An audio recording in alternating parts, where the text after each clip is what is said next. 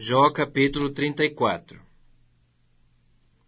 Disse mais Eliú: Ouvi, ó sábios, as minhas razões. Vós, entendidos, inclinai os ouvidos para mim.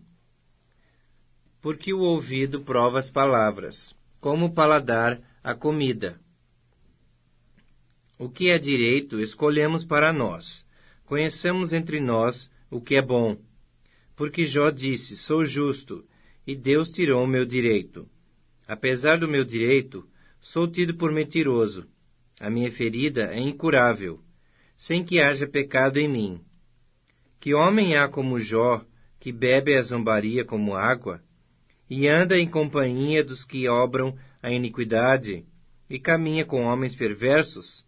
Pois disse: De nada aproveita o homem o comprazer-se em Deus.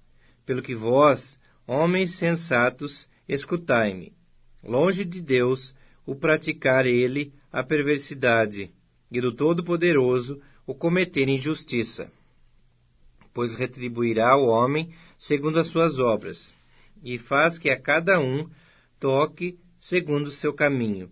Na verdade, Deus não procede maliciosamente, nem o Todo-Poderoso perverte o juízo. Quem lhe entregou o governo da terra? Quem lhe confiou o universo?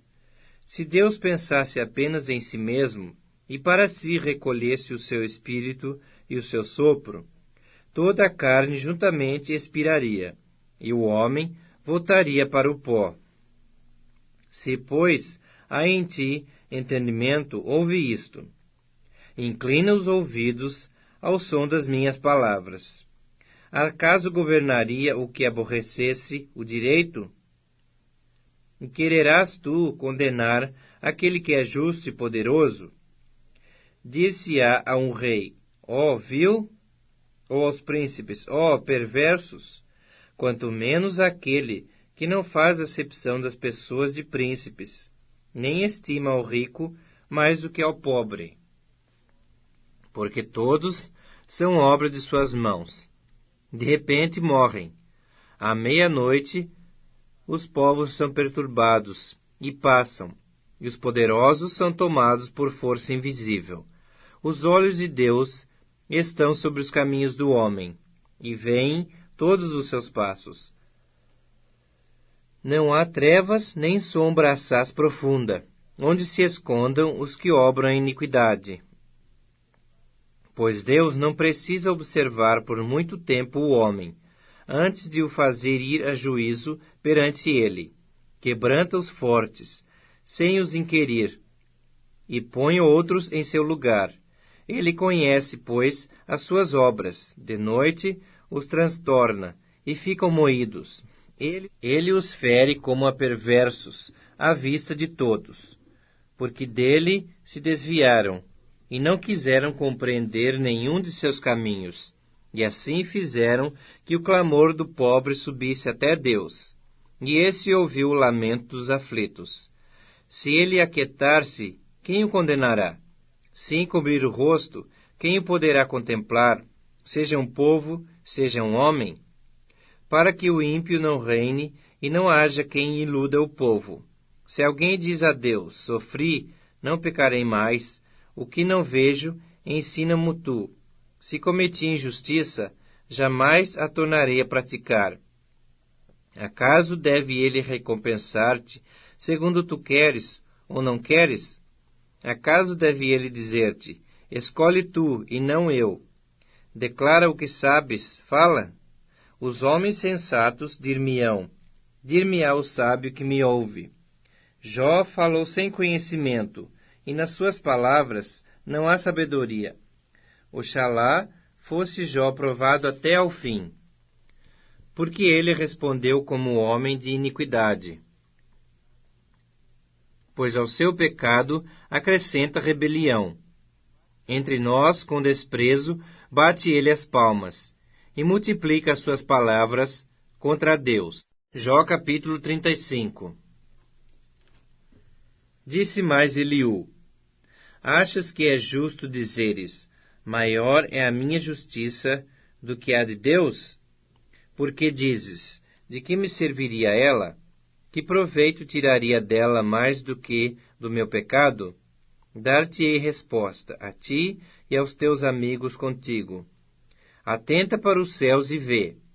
Contempla as altas nuvens acima de ti. Se pecas, que mal lhe causas tu? Se as tuas transgressões se multiplicam, que lhe fazes? Se és justo, que lhe dás o que recebe ele da tua mão? A tua impiedade só pode fazer o mal ao homem como tu mesmo, e a tua justiça dar proveito ao filho do homem. Por causa das muitas opressões, os homens clamam por socorro contra o braço dos poderosos.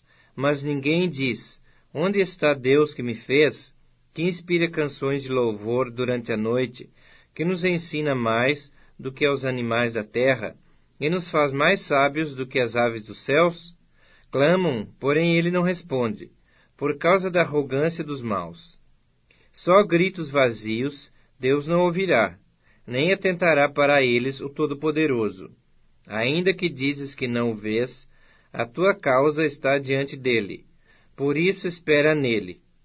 Mas agora, porque Deus na sua ira não está punindo, nem fazendo muito caso das transgressões, abre Jó a sua boca com palavras vãs, amontoando frases de ignorante. Atos dos Apóstolos, capítulo 15. Então alguns que tinham descido da Judéia ensinavam assim os irmãos: se vos não circuncidardes conforme o uso de Moisés, não podeis salvar-vos. Tendo tido Paulo e Barnabé não pequena discussão e contenda contra eles, resolveu-se que Paulo e Barnabé e alguns dentre eles subissem a Jerusalém aos apóstolos e aos anciãos sobre aquela questão. E eles, sendo acompanhados pela igreja, passavam pela Fenícia e por Samaria, contando a conversão dos gentios, e davam grande alegria a todos os irmãos. E quando chegaram a Jerusalém, foram recebidos pela igreja e pelos apóstolos e anciãos, e lhes anunciaram quão grandes coisas Deus tinha feito com eles. Alguns, porém, da seita dos fariseus, que tinham crido, se levantaram, dizendo que era mister circuncidá-los e mandar-lhes que guardassem a lei de Moisés. Congregaram-se, pois, os apóstolos e os anciãos para considerar este assunto. E, havendo grande contenda, levantou-se Pedro e disse-lhes: varões e irmãos, bem sabeis que já há muito tempo Deus me elegeu dentre vós, para que os gentios ouvissem da minha boca a palavra do Evangelho e crescem. E Deus, que conhece os corações, lhes deu testemunho, dando-lhes o Espírito Santo, assim como também a nós. E não fez diferença alguma entre eles e nós, purificando os seus corações pela fé. Agora, pois, por que tentais a Deus, pondo sobre a cerviz dos discípulos um jugo que nem nossos pais, nem nós podemos suportar? Mas cremos que seremos salvos, pela graça do Senhor Jesus Cristo, como eles também. Então toda a multidão se calou e escutava a Barnabé e a Paulo, que contavam quão grandes sinais e prodígios Deus havia feito por meio deles entre os gentios. E havendo-se eles calado, tomou Tiago a palavra, dizendo: varões e irmãos, ouvi-me. Simão relatou como primeiramente Deus visitou os gentios, para tomar deles um povo para o seu nome. E com isto concordam as palavras dos profetas, como está escrito: depois disto voltarei e reedificarei o tabernáculo de Davi, que está caído, levantá-lo-ei das suas ruínas, e tornarei a edificá-lo. para que o resto dos homens busque ao Senhor, e todos os gentios, sobre os quais o meu nome é invocado, diz o Senhor, que faz todas estas coisas, que são conhecidas desde toda a eternidade, pelo que julgo que não se deve perturbar aqueles dentre os gentios que se convertem a Deus, mas escrever-lhes que se abstenham das contaminações dos ídolos, da prostituição, do que é sufocado e do sangue. Porque Moisés, desde os tempos antigos, tem em cada cidade quem o pregue, e cada sábado é lido nas sinagogas. Então pareceu bem aos apóstolos e aos anciãos, com toda a igreja, eleger varões, dentre eles, e enviá-los com Paulo e Barnabé a Antioquia, a saber, Judas, chamado Barsabás, e Silas, varões distintos entre os irmãos. E por intermédio deles escreveram o seguinte: os apóstolos e os anciãos e os irmãos, aos irmãos dentre os gentios que estão em Antioquia, e Síria e Cilícia, saúde.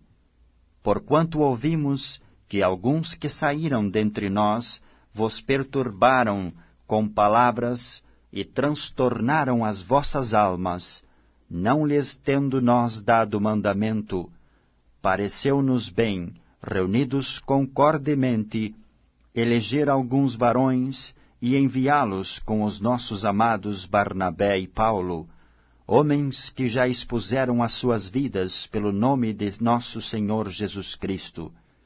Enviamos, portanto, Judas e Silas, os quais de boca vos anunciarão também o mesmo. Na verdade, pareceu bem ao Espírito Santo e a nós, não vos impor mais encargo algum, senão estas coisas necessárias, que vos abstenhais das coisas sacrificadas aos ídolos, e do sangue, e da carne sufocada, e da fornicação, das quais coisas fazeis bem, se vos guardardes. Bem vos vá. Tendo-se eles então despedido, partiram para Antioquia, e, ajuntando a multidão, entregaram a carta. E quando a leram, alegraram-se pela exortação. Depois Judas e Silas, que também eram profetas, exortaram e confirmaram os irmãos com muitas palavras. E detendo-se ali algum tempo, os irmãos os deixaram voltar em paz para os apóstolos. Mas pareceu bem a Silas ficar ali. E Paulo e Barnabé ficaram em Antioquia, ensinando e pregando, com muitos outros, a palavra do Senhor. E alguns dias depois, disse Paulo a Barnabé: tornemos a visitar nossos irmãos por todas as cidades em que já anunciamos a palavra do Senhor, para ver como estão. E Barnabé aconselhava que tomassem consigo a João, chamado Marcos.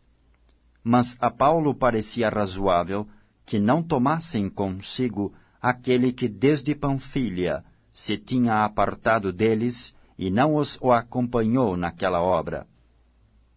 E tal contenda houve entre eles, que se apartaram um do outro. Barnabé, levando consigo a Marcos, navegou para Chipre.